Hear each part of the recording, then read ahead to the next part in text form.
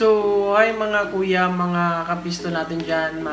Kamusta kayong lahat? Ako nga po ulit si Jess, Strong Will Firearms. And again, nandito ulit ako sa harapan ninyo dahil may bago tayong pag-uusapan. Siyempre, okay. So, dahil yung video na to ay isa sa, hindi naman sa ano, may gusto ko kasi magkamero ng PCC. And siyempre, maybe soon, magkakameron ako nun pag talagang meron tayong extra. So dahil nga wala akong hindi ko pa kaya si PCC ay nag-order ako ng Glock stabilizer kit. So ito siya. Yan. So yan. So ngayon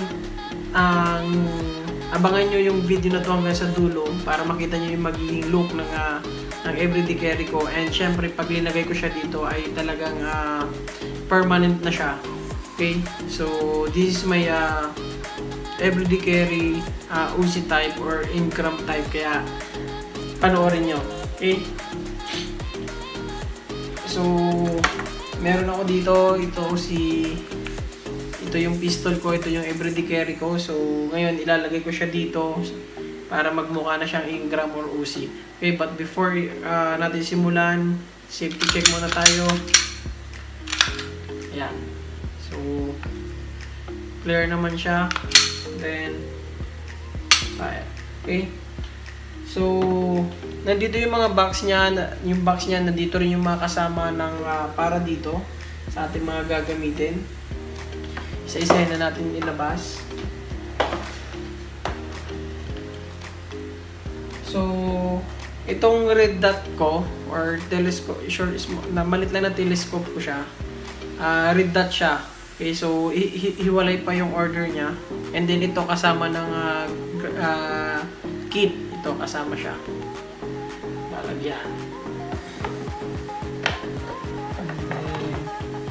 Magazine pouch kasama ng ano natin, ng unit natin.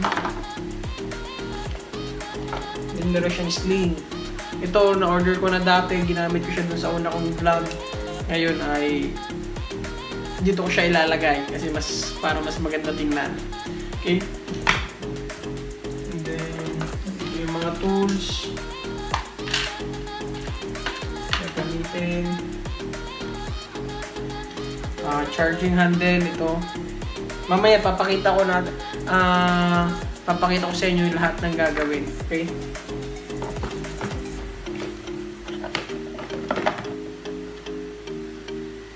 Ito ba yun? Wait ko ito. Ito. And then, ito, sa holster to, pero ginawa ko siyang pang safety trigger, para sa safety ng trigger. Mamaya makikita nyo lahat ng, ng unit. Okay, so, set aside ko muna ito.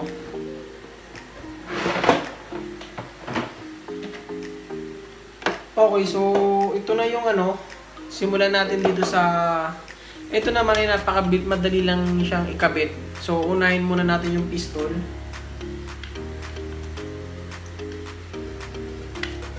Yan, nakita nyo, nagaganyan siya.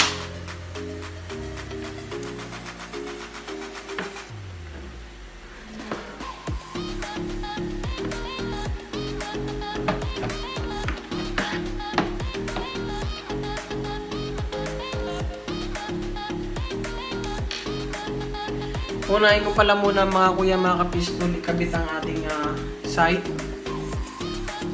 Ito siya. Unahin muna natin siyang ikabit.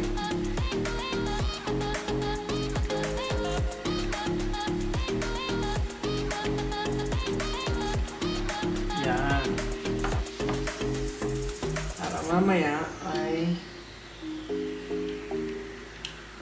dito mga kuya, mga kapistol, hindi nyo na kailangan pang dalhin pa sa gunsmith kasi napaka bilis niya lang ikabit. Napaka dali lang ikabit mga kuya, mga kapistol.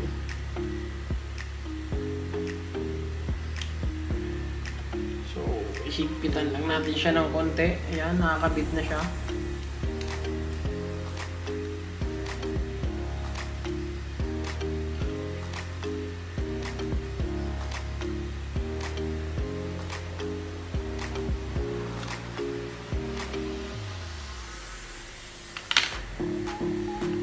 So yan, nakakabit na siya. Paunti-unti na lumalabas yung magiging look niya, mga kuya.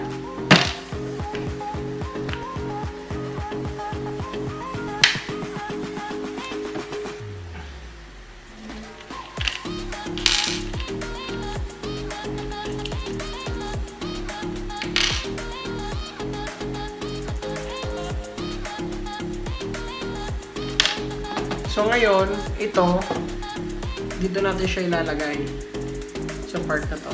Ayan.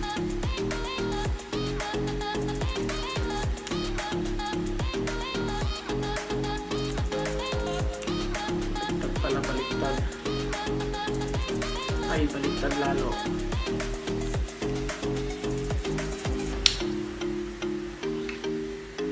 Yan, pag ganyan. Okay? Ganyan mga kuya, pag ganyan siya. Tapos, kakakbak lang natin siya kasi may screw dyan dito. May screw tayong ilalagay.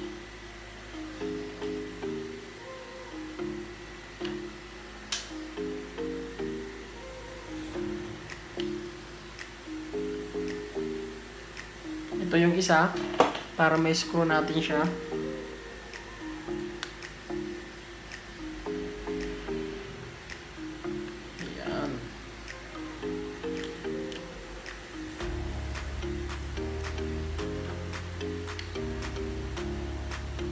Tapos, i-screw na natin siya. Yan.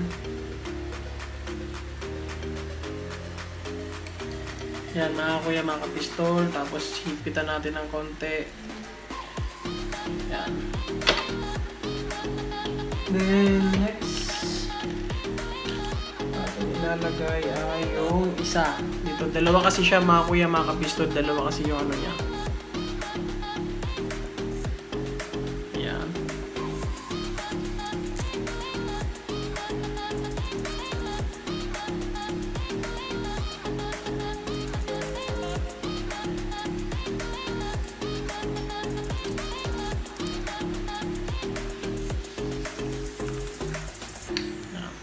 Natin.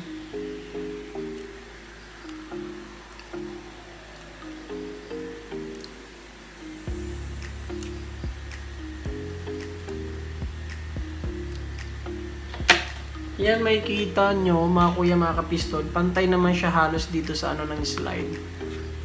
Yan. Pantay naman halos siya. So walang nasabit. Yan. Halos walang nasabit. So, pwede mo siyang kasayin pag ganyan. Pag ganito. Okay? Kung ayaw mo naman maglagay nito, kung meron ka ng optic, red dot optic, pwedeng yun na. Kung matibay siya, pwede siyang gamitin pang kasa. Pero dahil nga may kasama na rin siyang ganito, so yun ang mas maganda. Okay? So, ngayon, ngayon mga kuya, mga kapistol, ilalagay na natin siya dito sa kanyang body. Okay? So, ganito lang. Ayan. May kita nyo, ayan. Meron siya ditong, ayan o. Meron siya dito sa pikitin rin niya para mag-lock. Tapos ito, screw lang din po siya, mga kuya, mga kapistol. Ayan. So, may ganyan yung tura niya. Then, syempre, ilalagay ko ito, para dito sa, ano kaya kung magdala ito, gamitan. Ito na lang, natin na siguro ito.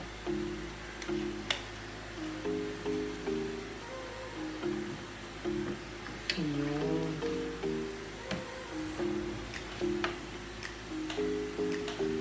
So yan, kabit na natin siya. Tapos,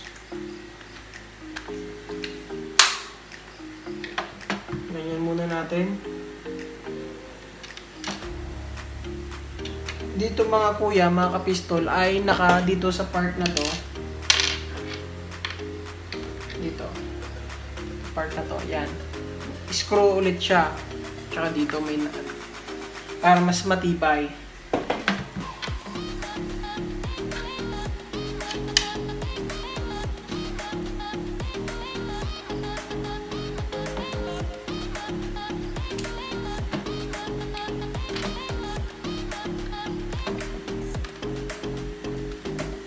Tapos kailangan na natin siyang higpitan.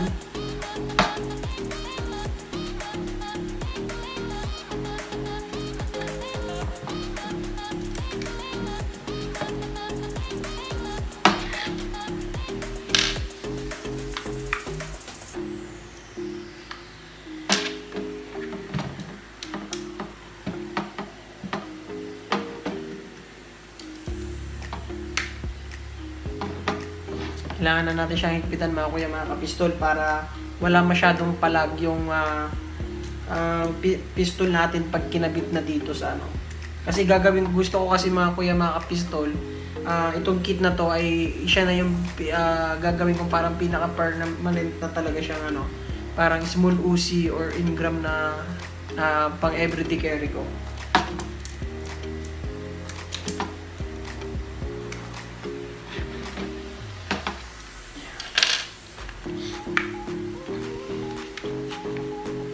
So yan, nakakabit na, meron na rin siya dito. Mamaya ilalagay ko to sa ano, sa slide ko. Yan, papasin nyo, wala akong sabit dito dahil nakaganan siya. Wala akong sabit. Tsaka dito mga kuya, mga kapistol, kinaganda niya kasi mayroon ka ng optic red dot sa taas, meron ka din dito. So mabu-view mo siya from rear side to front side. Okay? So habang hindi ka pa nakasiro dito, pwede ka dito mag-view sa rear and front side mo. And dito. So mamaya at ako kumpletuhin muna natin siya lahat ng kapistol.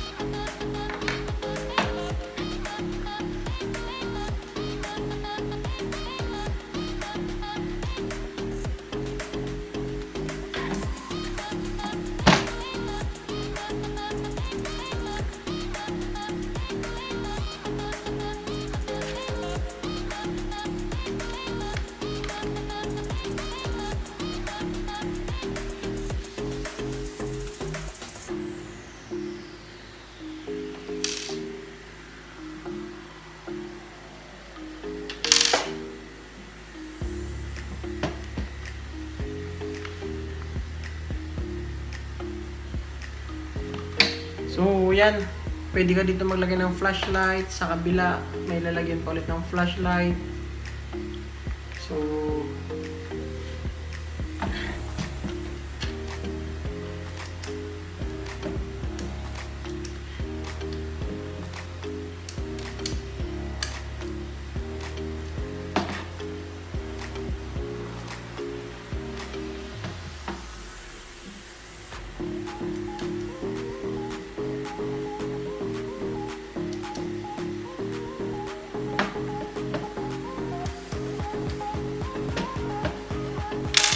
So may itong gagamitin mong flashlight o light, 400 lumen. Yan, maliwanag. So lalagay natin siya dito.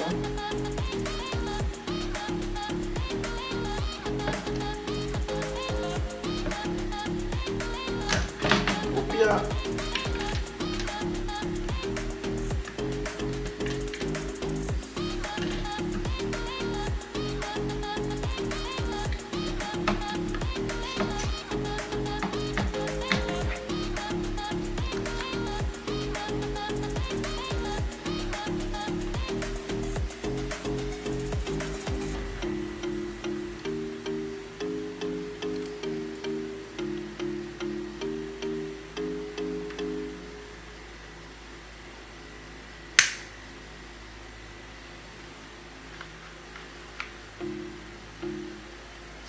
yan.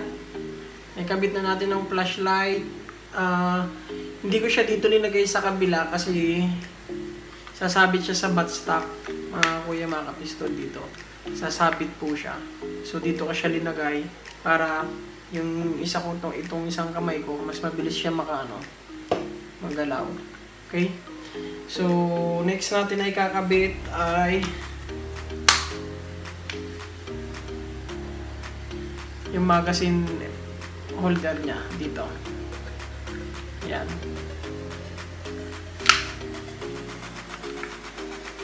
So yan mga kuya, mga kapistol. Yun, nalaglag na. Ayusin muna natin. Hindi nakakabit ng maayos.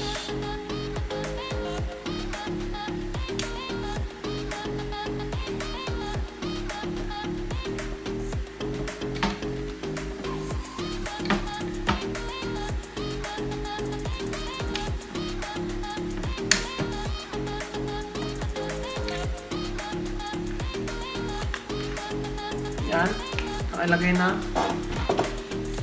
Yan. So, ilalagyan siya dito para sa extra magazine, mga kuya, mga kapistol. Then, pwede dito.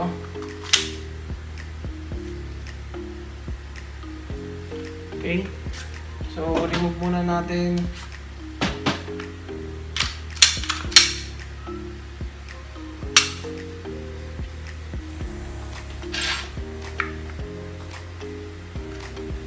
So, lahat ay mahigpit na. Ngayon ay mapapasin nyo wala siyang trigger safety. So, ito po kasi mga kuya, mga kapistol ay kasama sa... Ito ay may holster po kasi siyang kasama. So, dito siya linalagay. So, yan. Maganyan. Okay? So, ngayon, siya yung gagawin kong pang, diba, naka-load ka, kasi ako mahilig kasi ako naka-chamber load. So, ito yung gagawin kong para pinaka-safety ng trigger niya. Lalagay mo siya dyan sa harapan, dito, ganyan. Okay? Yan, pa ganyan, tapos tulak mo lang. Okay? So, yun, natakpan na yung trigger niya. Takpan na. So, pag in case, hilahin mo lang siya. Okay. So, makikita nyo naman, walang nasabit sa slide. Okay.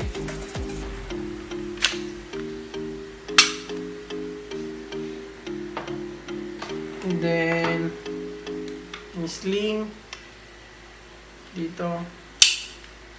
Yan. So, need mo siyang lagay dito. Ayan.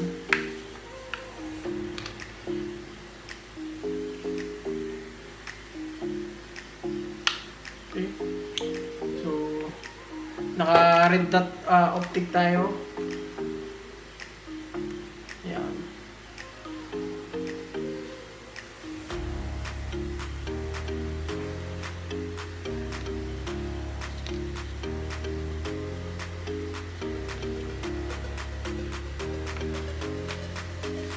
So, yun. Lagay lang natin para magmukha siya, pumorma lalo. Lagyan natin yung extra magazine. Ayan, magazine. Ayan. Then, safety. Okay. So, yun mga kuya, mga kapistol. If you asking me why I buy this, the lock stabilizer, kasi nga gusto ko sana mag micro Rooney, kaso marami kasi ako napansin sa micro Rooney ay nagkakameron ng malfunction or nagkakameron ng technical problem, lalo na nagja-jump po siya. So ayan, folding yung bat niya mga kuya, mga kapistol. So ganyan naman magiging itsura niya. So yan. Okay. So bakit ko nga ba siya ganito, ginawa ko siya sa mga kuya, mga ka-pistol, ginusto ko ang magkaganito, ang itsura ng unit ko kasi nga instead to buy ng another rifle or a PCC or micro Rooney, sa akin mas okay na to kasi practical, tsaka sa budget okay na siya. And syempre tinesting ko na rin siya sa range. Sa sunod na video, ipapakita ko sa inyo yung performance nito ng kit na to with my pistol. So napaka-easy, napaka-light niya, napakabilis dalhin, kasya sa bag, tsaka maganda siyang i-maneuver dahil nga maiksi lang siya. Ayan, so maiksi. Tsaka yung buttstock niya hindi ganun anuhan, so napaka-easy. Okay, mabilis siyang i-maneuver mga kuya, mga kapistol. At sa tingin ko hindi siya, kasi na-testing ko na siya eh. So, abangan nyo yung mga video pagka-upload ko para ma-review nyo din yung performance ng kit na to. Okay? So, yun lang. For now, siya na yung magiging permanent na parang Uzi or Ingram everyday carry ko. Siya. Yan. So, yan ang magiging look niya. Okay? So, naka-red dot tayo. Yan. Kaya ito na yung hindi na siya matatanggal, hindi ko na siya alisin dito. Okay? Maganda. So, yun lang mga kuya, mga kapistol. Maraming salamat. I hope you enjoy watching my video. And syempre kaya ko nga siya ginawan ay dahil nga sa kagustuhan kong